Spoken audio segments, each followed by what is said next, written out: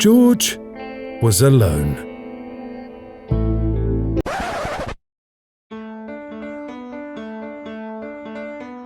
Ah, yes, George and Samantha, what a lovely couple. But then, one day, a wind came from nowhere. Whoosh, whoosh. Sam? Samantha! The strong gust swept Samantha off to an unknown place. This place was definitely weird. Where am I? What's going on?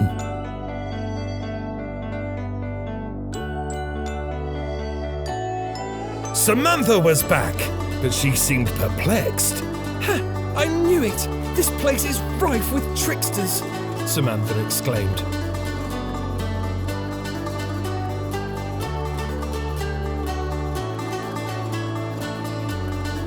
Wait, who was that?